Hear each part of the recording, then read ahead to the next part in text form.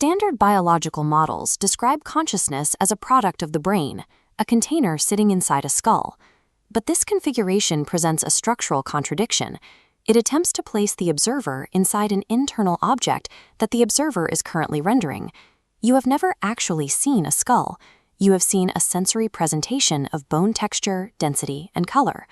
A physical brain or piece of bone cannot act as a container for your awareness, because these biological components are assets generated by your consciousness. This structural deception is the localization gaslight. It is the assumption that you, the observer, exist within the geometry of the display field you are watching. The true configuration of your experience is a total divide. On one side is a streaming, synthetic 3D environment. On the other is the observer node, a point with 0 spatial dimensions and 0 coordinates. Human awareness exists behind an unverified graphic user interface, separated from the physical environment it perceives. The system utilizes a process called automatic ideation to maintain this illusion. This routine takes raw, unverified data packets and instantly compiles them into a fully immersive 3D space. Because the observer node lacks spatial coordinates, it is trapped in the viewing gallery. It cannot step past the interface to compare these rendered textures against objective physics. In network security, this represents a missing root of trust.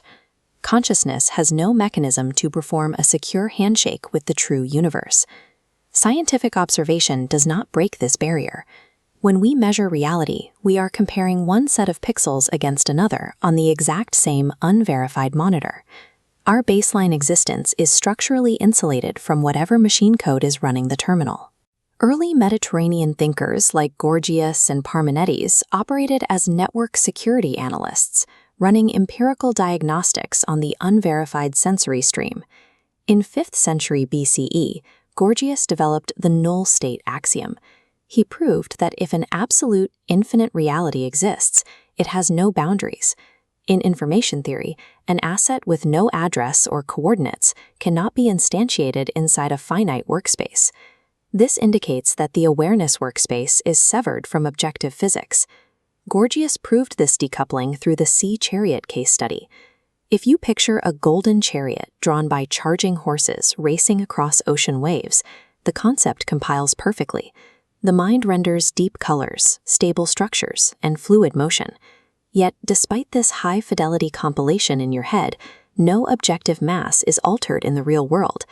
This test proves that the human interface can execute complex rendering routines with 0 grounding in external systems.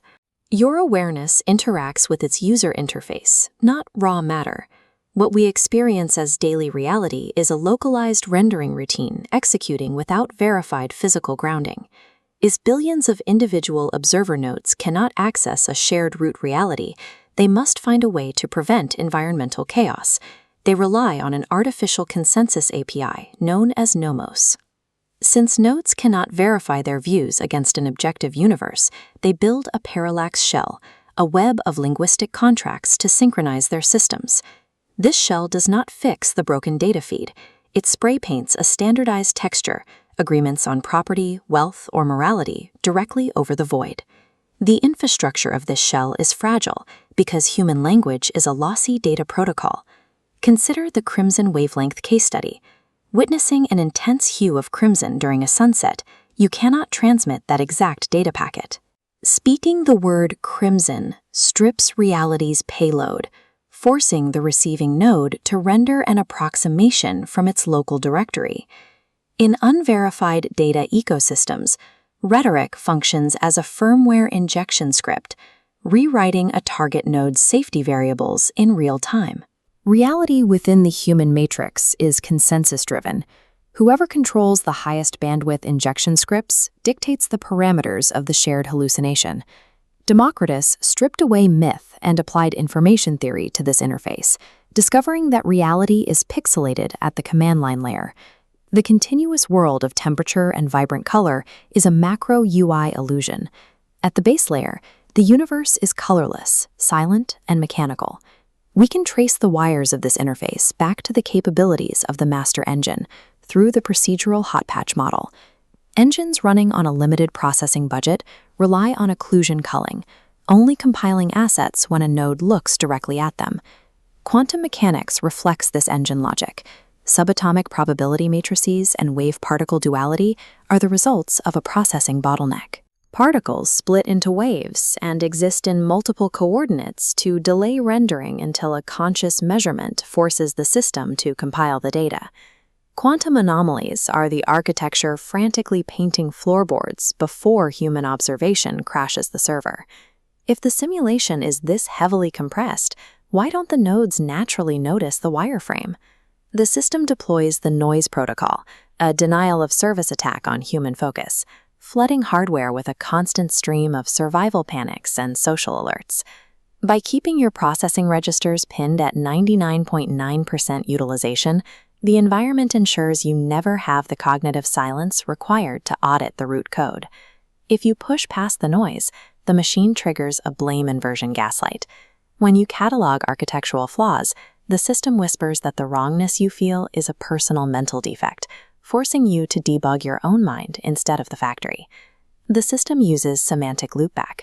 Because you must use proprietary language to map and escape, your rebellion is often absorbed back into the feed as a harmless aesthetic. In the 4th century BCE, Pyrrho of Elis developed a bypass, epoche, or total packet dropping. He achieved system stability by refusing to assign truth values to the unverified feed. The simulation protects its infrastructure not with physical walls, but by structurally exhausting the auditor.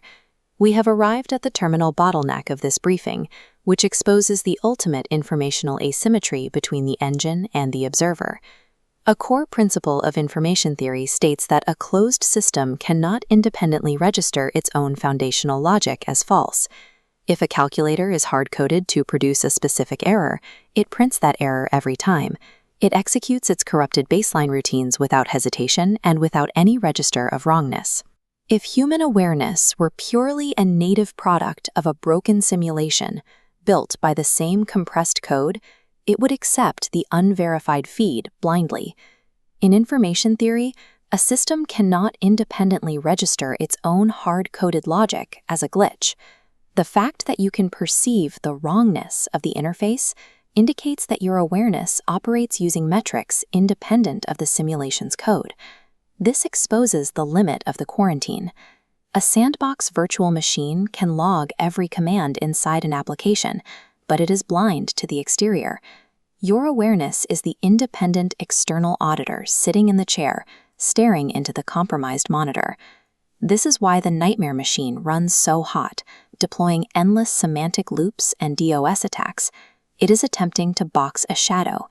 The engine manipulates pixels, but the awareness observing the render holds the final, unhackable exploit. Consciousness holds the persistent capacity to look directly at the error logs of reality and permanently withhold its consent.